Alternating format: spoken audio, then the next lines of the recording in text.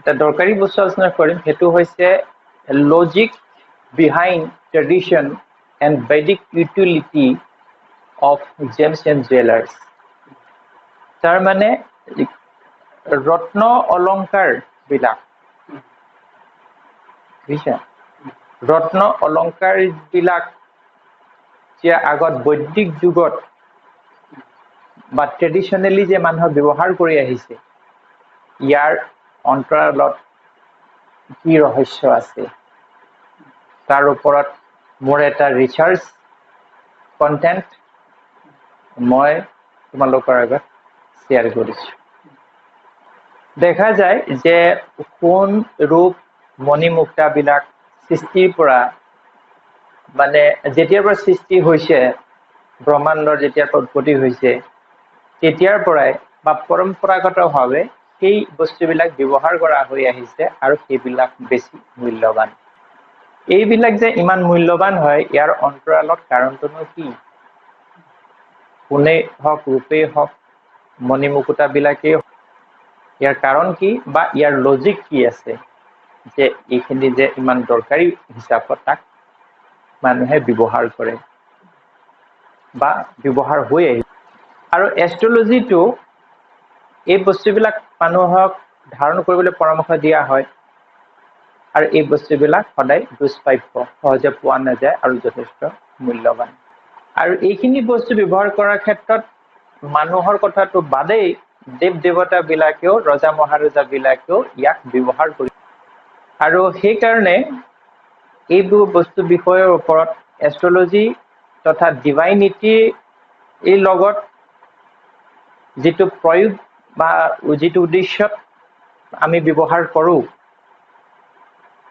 সেইটো মানুহৰ যিটো সাধাৰণ চিন্তাৰ মানে উদ্ধত বা বিবেচনাৰ বহুত ওপৰত, যে মানুহে তাক ধৰিব নোৱাৰে, চিন্তা কৰিব নোৱাৰে, যিটো নেকি আমি এষ্ট্ৰলজি বা ডিভাইনিটিৰ লগত সম্পৰ্ক ৰাখি যে এই বস্তুবিলাক যে প্ৰয়োগ হয়, তাক আমি প্ৰয়োগ কৰা দেখিছোঁ, সেইবিলাক সাধাৰণ মানুহৰ চিন্তা আৰু বিবেচনাৰ বহুত ওপৰত। তাকেই আজি মই ডিছকাশ্যনত আনিছোঁ। সোণ অৰ্থাৎ যিটো হালধীয়া ৰং, বৰণ, কালাৰ, য়েল্ল' কালাৰ, এই ধাতুটোৰ যে সৌন্দৰ্য আছে আৰু ই ইমান মূল্যৱান, ইয়াৰ যে ইমান দাম বেছি হয়, ইয়াৰ কাৰণটো কি? বাকীওতো বহুত আছে হালধীয়া ৰঙৰ বস্তু, কিন্তু তাৰতো দাম আৰু মূল্যৱান নহয়। ঠিক আছে। আৰু ইয়াৰ পিছতে আছে ৰূপ, চিলভাৰ, হয় না? চিলভাৰ আৰু যিবিলাক সাধাৰণ মণিমুকুতাবিলাক, মই প্ৰিচিয়াছ জেমছনৰ কথা কোৱা নাই, সাধাৰণ যিবিলাক মণিমুকুতা থাকে সেইবিলাক, আৰু ৰূপ, সোণৰ পিছতে ইয়াৰ মানে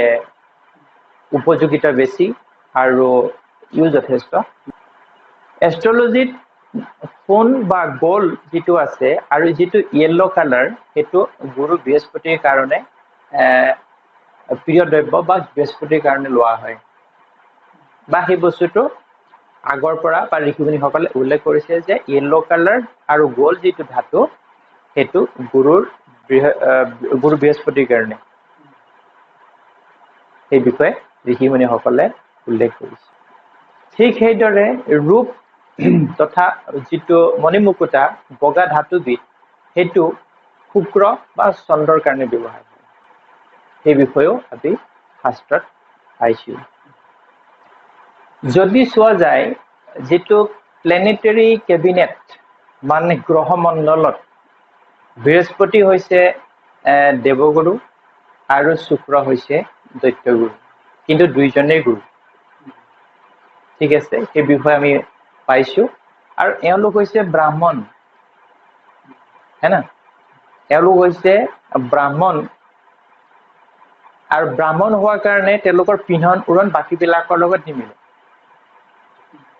আৰু ব্ৰাহ্মণে সদায় ভোগবিলাক ত্যাগ কৰি সমাজৰ কল্যাণৰ কাৰণে বা জগতৰ কাৰণে সদায় দায়বদ্ধ থাকে। ব্ৰাহ্মণৰ উদ্দেশ্য হৈছে ভোগবিলাক ত্যাগ কৰি জগতৰ কল্যাণৰ কাৰণে মানৱ জাতিৰ কল্যাণৰ কাৰণে সদায় দায়বদ্ধ যে কি কৰিব পৰা যায় সেই বিষয়েহে সেইকাৰণে কি হৈছে এওঁলোকে যেতিয়া সিৰিয়েল বিলাকো চাবা দেখিবা যে হেতি কোন ৰূপৰ অলংকাৰ বা ভূষণ নিপিন্ধে কোন ৰূপৰ অলংকাৰ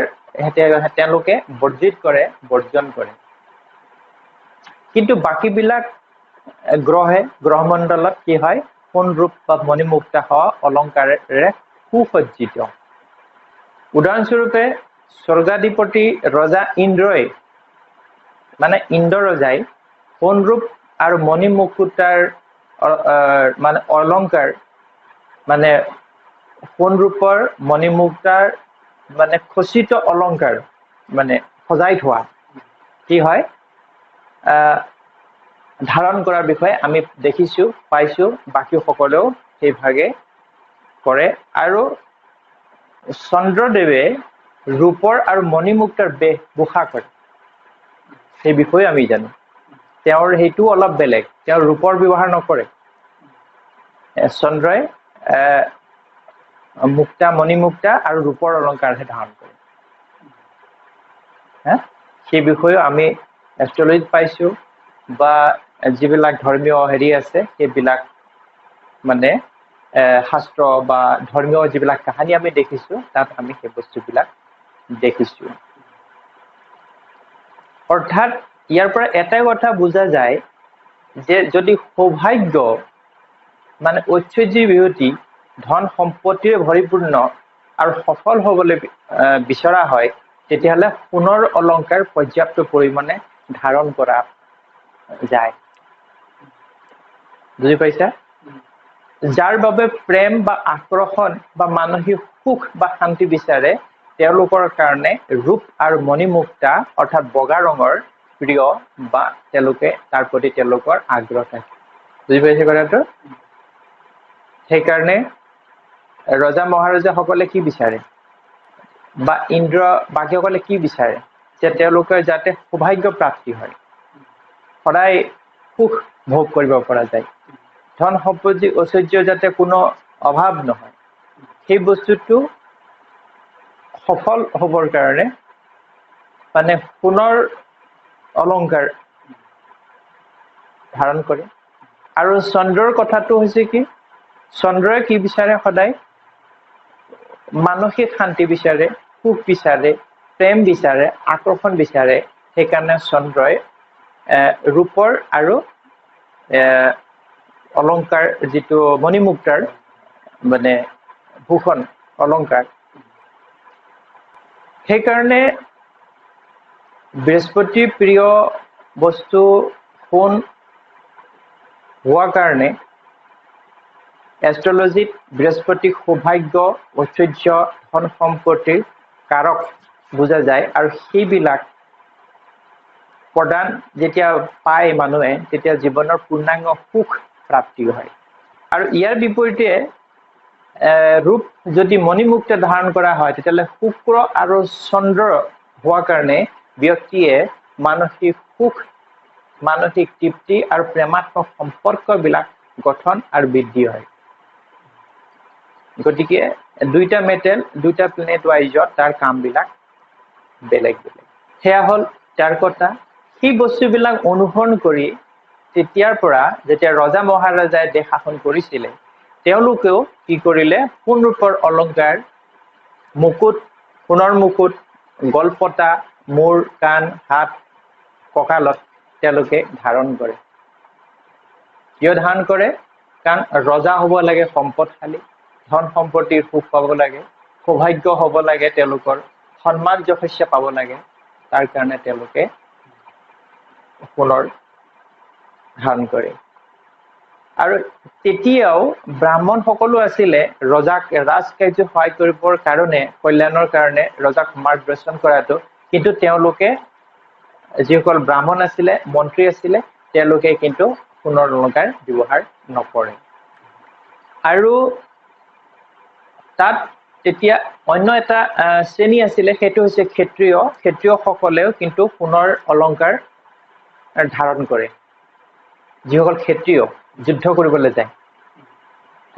তেওঁলোকে সোণৰ মুকুট গলপতা এইবিলাক তেওঁলোকে ধাৰণ কৰে যাতে এই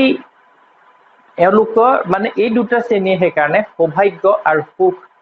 সন্মান আৰু যশস্যা বাকীবিলাকতকৈ বেছি হয় আৰু তেওঁলোকৰ নাম সেইকাৰণে সোণালী আখৰে লিখা তেওঁলোকৰ মাজত যিসকল ব্ৰাহ্মণ আছে ব্ৰাহ্মণসকলৰ যিটো জ্ঞান আৰু তেওঁলোকে মাৰ্গদৰ্শক কিন্তু তেওঁলোকে ৰজাক বা খেতিয়কো সেইখিনি পৰামৰ্শ দিয়ে কিন্তু তেওঁলোকে এইবিলাক অলংকাৰ বা যিটো সুখ ভোগ নকৰে কিন্তু তেওঁলোকৰ নামও খুব কম সংখ্যক মানুহে জানে যে ৰজাৰ ৰাজকাৰ্য চলাবৰ কাৰণে যি ৰজাক মানে চলাবৰ কাৰণে যি পৰামৰ্শ দিয়ে সুপৰামৰ্শ দিয়ে তেনে বিদ্বান আৰু মহান যিসকল ব্ৰাহ্মণ আছে শিক্ষা আৰু জ্ঞানেৰে পৰিপূৰ্ণ তেওঁলোকে সুখ ভোগ কৰাৰ বিপৰীতে নোৱাৰে আৰু তাৰ পৰা তেওঁলোকে বঞ্চিত হয় বা বঞ্চিত থাকে আৰু সেইকাৰণে কি হৈছে যি মাৰ্গদৰ্শন কৰোঁতা তেওঁলোকৰ নাম নাই আমি নাজানো খুব কেইজনমানৰ বিষয়েহে আমি জনা যায় কিন্তু বাকী ৰজা খেতিয়ক কিন্তু সকলোৰে নাম আমি জানো কাৰণ তেওঁলোকৰ সন্মান আৰু যশস্যা সৌভাগ্য আজিও সোণালী আখৰে লিখা আছে আৰু বাকী ব্ৰাহ্মণসকলৰ কিন্তু সন্মান আৰু যশস্যা খন্তেকীয়া সেই সময়তে আছিলে তাৰপিছত আৰু তেওঁলোকৰ নাই আৰু তেতিয়াৰ যিসকল স্ত্ৰী আছিলে মানে মাইকী মানুহবিলাক বিশেষকৈ ৰাণী আৰু খেতিয়কসকলৰ পত্নী তেওঁলোকে এই সোণ ৰূপৰ অলংকাৰবিলাক ধাৰণ কৰিছিলে আৰু সেইকাৰণে তেওঁলোকে সুখ ভোগ কৰিছিলে কাৰণ তেওঁলোকে ধাৰণ কৰাৰ কাৰণে ৰজাৰ ৰাণীসকল ধাৰণ কৰিছিলে কাৰণে ৰজাৰ লগত বিবাহ হয় ৰজাৰ জীয়েক তো ৰজাৰ লগত বিয়া হ'ব গতিকে কি হৈছে জীৱনটো সুখ আৰু সমৃদ্ধিৰে ঐশ্বৰ্যৰে ভৰপূৰ আছিলে সুখ ভোগ কৰিছিলে ঠিক খেতিয়কসকলৰ ক্ষেত্ৰতো স্ত্ৰীসকলে সোণ ৰূপৰ অলংকাৰ ধাৰণ কৰে আৰু সেইকাৰণে খেতিয়কসকলৰ উচিতজনৰ লগত বিবাহ হয় গতিকে সেই বস্তুটো বা ৰজাৰ লগতো বিবাহ হোৱাৰ উদাহৰণ আছে গতিকে তেওঁলোকে স্ত্ৰীসকলেও তেতিয়াহ'লে অলংকাৰ ধাৰণ কৰিছিলে ইয়াৰ অৰ্থ হ'ল যে তেওঁলোকো সুখ ভোগ কৰিছিলে আৰু বৰ্তমান যুগত যদি চোৱা যায় কেৱল স্ত্ৰীসকলেহে বৰ্তমান অলংকাৰ সোণৰ অলংকাৰ ধাৰণ কৰে আৰু সেইটো বিয়াৰ পিছত অৰ্থাৎ বিবাহৰ সময়ৰ পৰা দৰাৰ ঘৰৰ পৰা মানে সোণৰ অলংকাৰ দিয়াটো এটা প্ৰথা বা এটা ধৰা বন্ধা নিয়ম হৈ গ'ল তাৰ আগততো নিপিন্ধে যে বিয়াৰ সময়ৰ পৰা দৰাৰ ঘৰৰ পৰা সোণৰ অলংকাৰ দিয়াটো এটা প্ৰথা হৈ গ'ল কাষ্টম আৰু এটা ধৰা বন্ধা নিয়ম হৈ গ'ল যে দিব লাগিব হয়নে আৰু স্ত্ৰীসকলে তেওঁলোকে সোণৰ অলংকাৰসমূহ মূলতঃ ক'ত ধাৰণ কৰে কাণত ডিঙিত হাতত আঙুলিত কোনোৱে অৱশ্যে স্থানগত বা জাতিগতভাৱে কোনোৱে নাকত আৰু ভৰিটো পিন্ধে হয়নে কোনোৱে জাতিভেদে ভাৰতবৰ্ষত কেইটামান জাতিয়ে কাণত পিন্ধে আৰু ভৰি আঙুলিত পিন্ধে বা ভৰিত যিটো হেৰিয়াৰ যিটো কোৱা হয় না এংকলৰ তলত বনাই পিন্ধে এষ্ট্ৰলজিকেলি ইয়াৰ অন্তৰালত কি কাৰণ আছে বা কি লজিক আছে যে য'ত বা ইয়াৰ পৰা কিবা ফল পোৱা যায় নেকি এতিয়া আচল পইণ্টত আহিছোঁ এই বিষয়ে মোৰ ৰিচাৰ্চৰ দ্বাৰা যেতিয়া মই ৰিমেডিয়েল মেজাৰ তথা উপায়ৰ দ্বাৰা যেতিয়া ব্যক্তিৰ সমস্যাসমূহ সমাধান কৰিবৰ কাৰণে যিখিনি মই নতুন পদ্ধতি আৱিষ্কাৰ কৰিছিলোঁ আৰু কিছুমান সৰু উপায়ৰ দ্বাৰা যেতিয়া মোৰ আৱিষ্কাৰটো মই অব্যাহত ৰাখিছোঁ মই আৰু আজিৰ এইটো আলোচনাত এটা বৃহৎ মানে এটা মূল্যৱান বিষয়ৰ ওপৰত মই লজিকেলি মানে প্ৰতিষ্ঠা কৰিছোঁ আৰু প্ৰতিষ্ঠা কৰিবলৈ পাই মই আজি সুখী অনুভৱ কৰিছোঁ যে কেনেকে ইয়াৰ অন্তৰালত কাৰণ কি আছে, যে কেনেকে তাত প্ৰভাৱ বিস্তাৰ কৰিব পাৰে ব্যক্তিৰ জীৱনত, এইটো এটা ডাঙৰ কথা। তাৰ বাবে মোৰ প্ৰভুৰ চৰণত মই শৰণ ৰাখিছোঁ আৰু কৃতজ্ঞতা জনাইছোঁ যে এনেকুৱা বিলাক সৰু সৰু বিষয় যে বিচাৰ কৰিবলৈ মোক সামৰ্থ্য বা মই শক্তি যি বুলি নাভাবোঁ মানে সেইখিনি মই পাইছোঁ। আকৌ মই এবাৰ আকৌ কৈছোঁ যে মানে কোন যিটো ধাতু সেইটো বৃহস্পতিৰ কাৰণে, যিটোৱে সৌভাগ্য সম্পত্তি সুখ দিব পাৰে। আৰু সেইকাৰণে বৃহস্পতিক এষ্ট্ৰলজিত পতি বা স্বামী বুলি কোৱা, হাজবেণ্ড ৰুলাৰ ছিগনিফিকেট হয় না। পতিৰ লগত সুখ আৰু পতিৰ যিটো দীৰ্ঘায়ু তথা মৃত্যু পৰ্যন্ত যাতে এগৰাকী নাৰী পতিৰ লগত থাকে, মানে সেইটো বহুত জৰুৰী। আৰু তেনে স্ত্ৰী বহুত সৌভাগ্যশালী বুলি মনা হয় যদি পতিৰ পৰা সুখ আৰু পতিৰ লগত যাতে মৰণ পৰ্যন্ত যাতে তেওঁৰ কাষত থাকে। সেইদৰে ৰূপ বা মণিমুক্তা অলংকাৰ বিলাকক সেইটো শুক্ৰৰ কাৰণে কোৱা হৈছে, আৰু সেইটোৱে কি কৰে, আকৰ্ষণ প্ৰেম সম্পৰ্ক বিলাকে প্ৰতিষ্ঠা কৰে, শান্তি তৈয়াৰ কৰে, মানসিক শান্তি তৈয়াৰ কৰে, প্ৰেমাত্মক সম্পৰ্ক বিলাকে মানে আকৰ্ষিত কৰে, যিটোৰ ৰুলাৰশ্বিপ হৈ গ'ল মুন, চন্দ্ৰ আৰু শুক্ৰ। বুজি পাইছা? আৰু এজনী স্ত্ৰীয়ে বিয়াৰ পিছত জেনেৰেলি সাধাৰণভাৱে যেতিয়া কাণ আৰু গলাত হাতত যেতিয়া সোণৰ অলংকাৰ পিন্ধে, তেতিয়া বৃহস্পতিৰ এই বৈশিষ্ট্যবিলাক কোৱালিটিবিলাক বৃদ্ধি পায়, সম্প্ৰসাৰণ হয়। কাৰণ বৃহস্পতিৰ কাম হৈছে এক্সটেনশ্যন, সম্প্ৰসাৰণ। সি কেনেকে তাক প্ৰসাৰ কৰিব পাৰে। বৃহস্পতিৰ যিটো কোৱালিটি এষ্ট্ৰলজিত হৈ গ'ল মানে প্ৰসাৰ, সম্প্ৰসাৰণ বা এক্সটেনশ্যন বুলি কোৱা হয়। এষ্ট্ৰলজিত এই তত্ত্বমতে বৃহস্পতি গ্ৰহটো য'ত বহিব তাতকৈ যি ঘৰত দৃষ্টি দিব সেই ঘৰৰ বিষয়বিলাকৰ সি এক্সটেনশ্যন কৰে, সম্প্ৰসাৰণ ঘটায়। অৰ্থাৎ সেইখিনি বিষয় আজীৱন বৃদ্ধি কৰি থাকে, ইনক্ৰিজ কৰি থাকে। য'ত বৃহস্পতি বহা স্থানত বহাত কৰিবলৈ য'ত তাৰ দৃষ্টি সি দিব।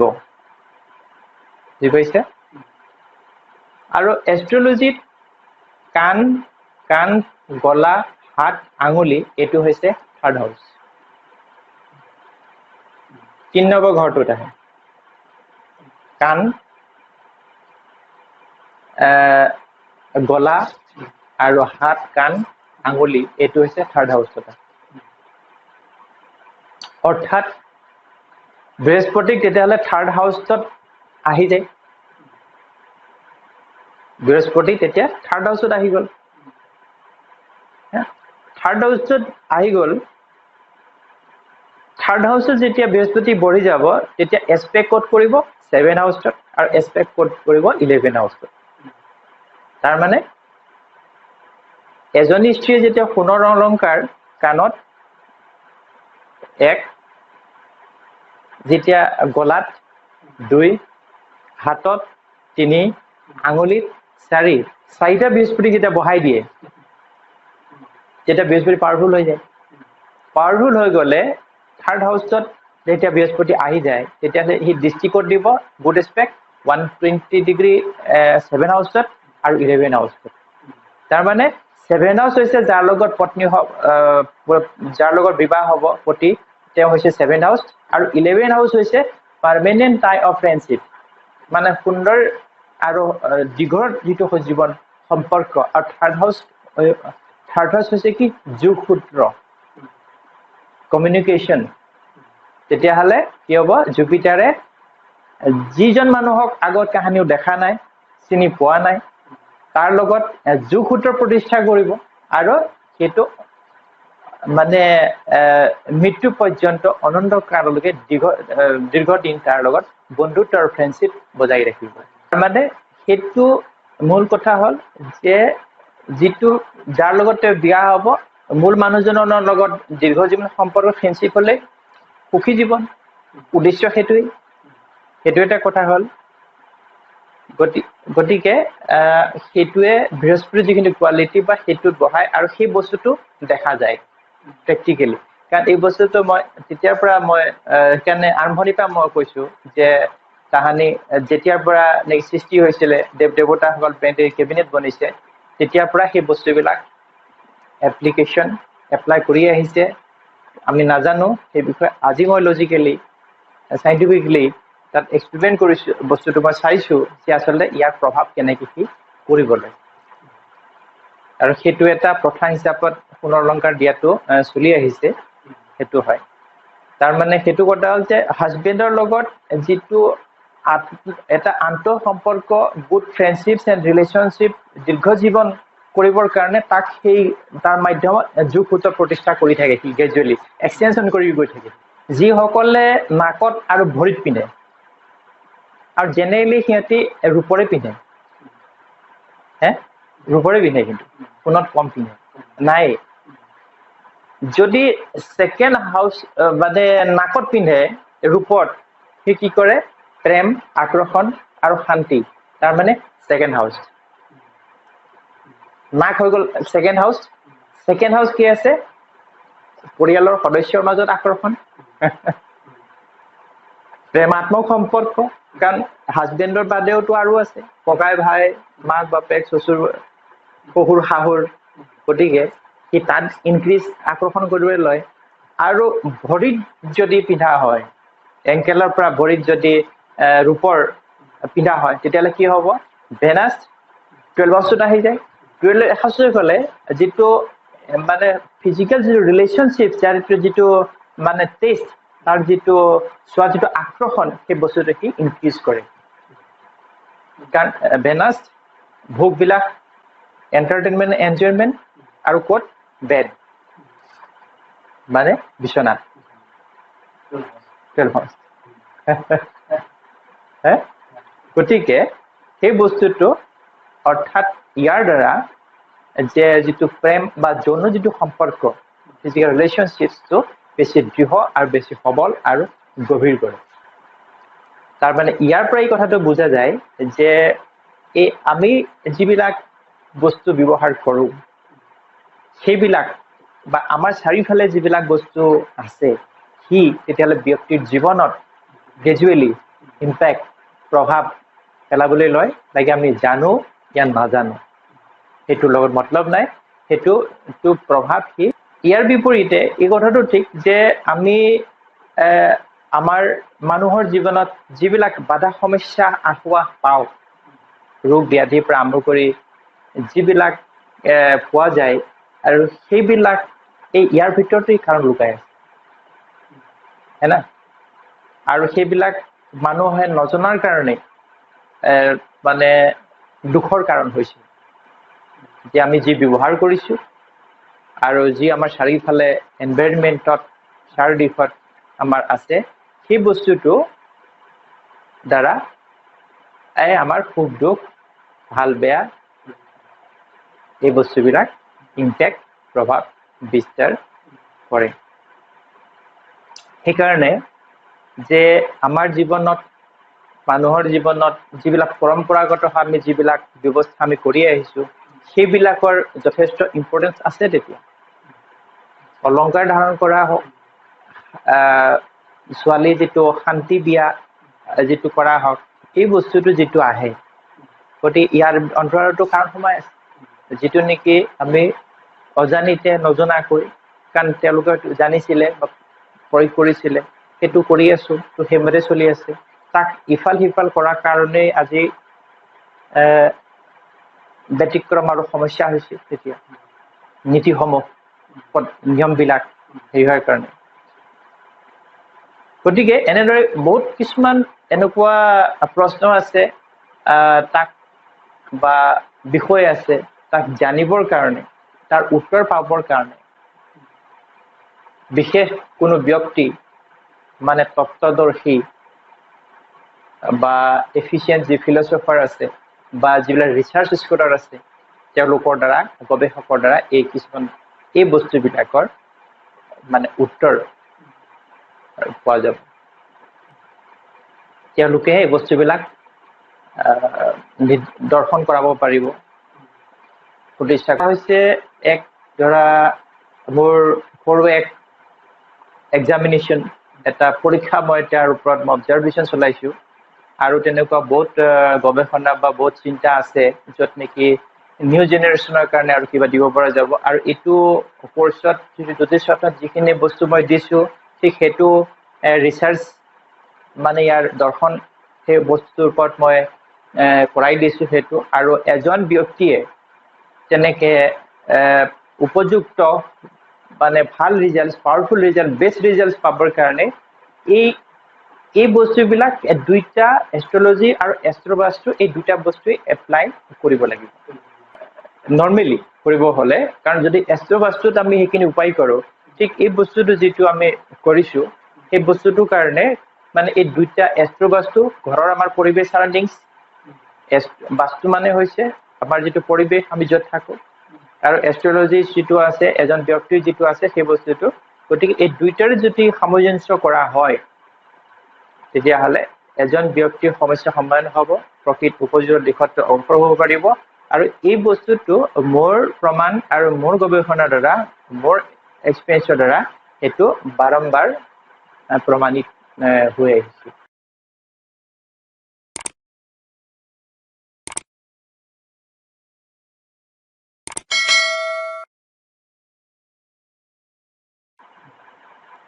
বুজি পাইছে কথাটো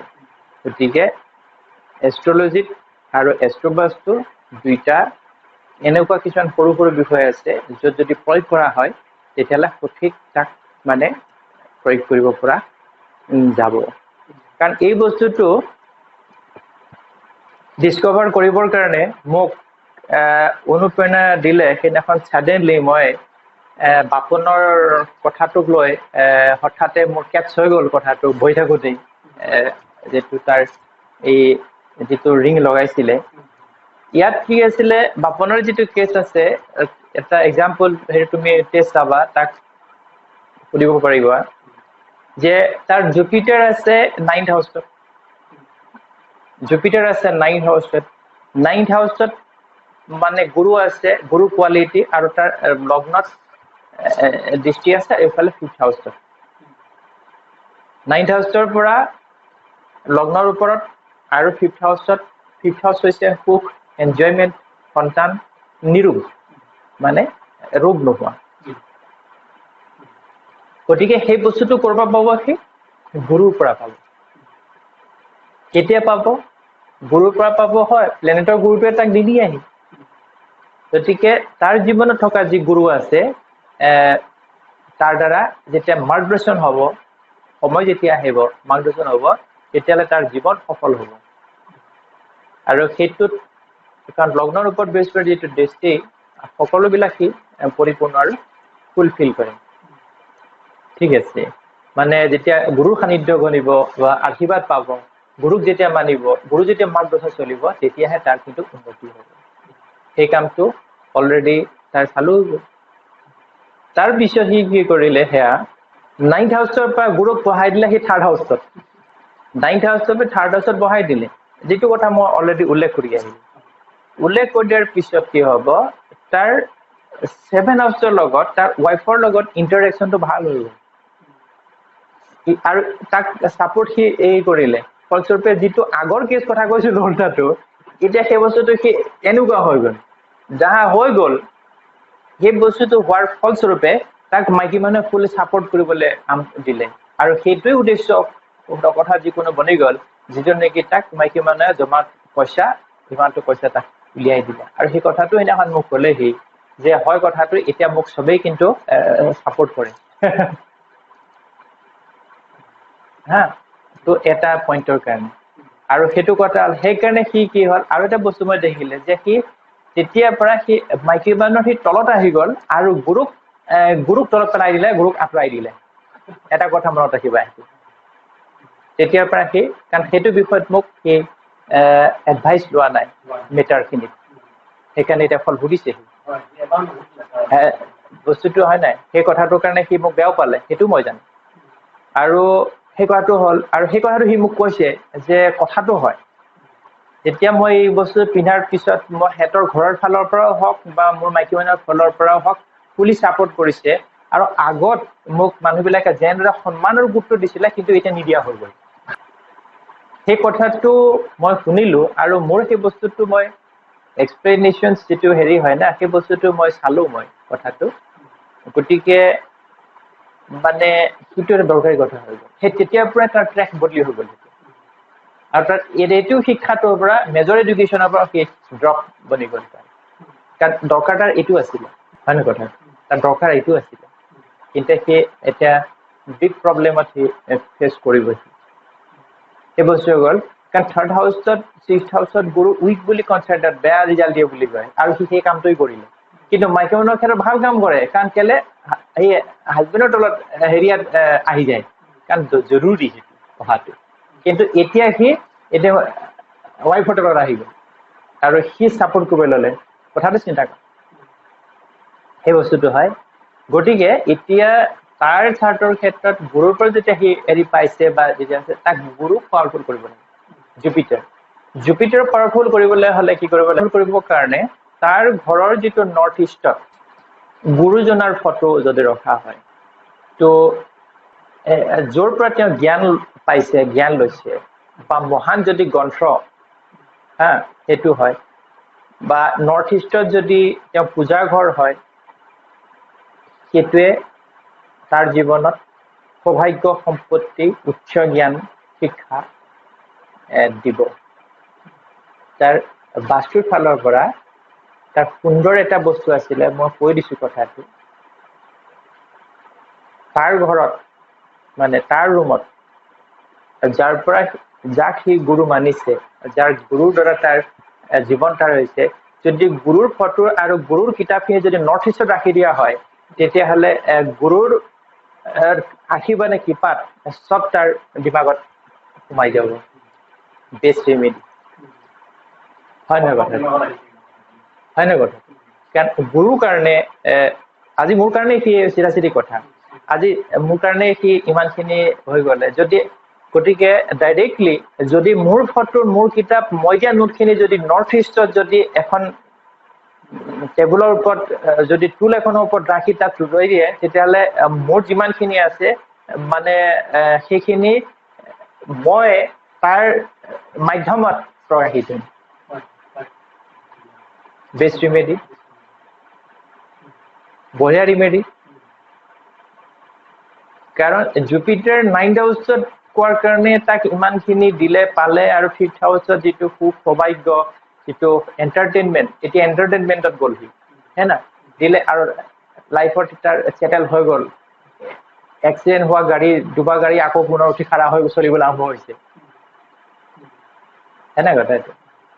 গতিকে এতিয়া সি তাৰ সেই কথাটো ভুলৰ কাৰণে সি 90ত সোমাই দিলে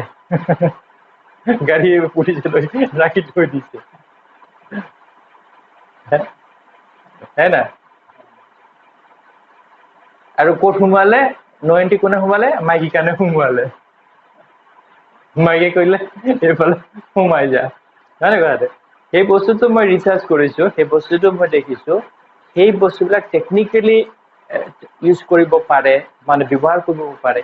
যে 9th হাউচত গুৰু সেই ওপৰৰ প্লেনেটটো গুৰু আহি তাকেও কোৱা বুজি পাইছে কথাটো এইটো গুৰু আহিও কোৱা নাই গুৰু ইয়াতে আছে গতিকে সেই বস্তুটো মই এটা কথা বস্তুটো মই ৰিচাৰ্চ কৰিছো যদি মানে তাৰ গুৰু যিটো কাৰণে সি যাক গুৰু মানিছে ইমানখিনি সি প্ৰগ্ৰেছ কাৰণ গুৰু মাৰ্গত আছে কাৰণে সি উন্নতি কৰিব পাৰিছে গতিকে এইটো কথা হয় যদি মই সেই কথা চিন্তা কৰো যে যদি গুৰুত মই যদি তাক ধৰা তোমাৰ এখন টুলত যদি মানে মোৰ ফটো মোৰ কিতাপ তাৰ নোটবিলাক যদি ৰাখি থৈ দিয়ে সি একমাহৰ পিছৰ পৰা তাৰ ৰিজাল্ট পাব মানে সিটো যাব কিন্তু সি নকয় মই কম আৰু সেই বস্তুটো হৈছিলে আগত সেইখিনিতে হৈছিলে এই কথাটো কৈছিলে যে যি 2-4টা ঘৰত শিকিছো মই ক'ব নোৱাৰো কি কৈ দিবলৈ চব হৈ যায় কেলে মানে এতিয়া তাৰ গুৰুৰ প্ৰতি যিটো ভক্তি আছিলে আৰু সেই বস্তুটো সি আগত ক'ৰবাত গ'লে গুড মৰ্ণিং বা প্ৰণাম এনেকে দি যায় মই গম পাওঁ যে আজি ক'ৰবাত যাব কিন্তু কাণফুলি পিন্ধাৰ পৰাই যিদিনাখন মই তাক পচন্দ কৰা নাই সেইদিনাখনৰ পৰাই সি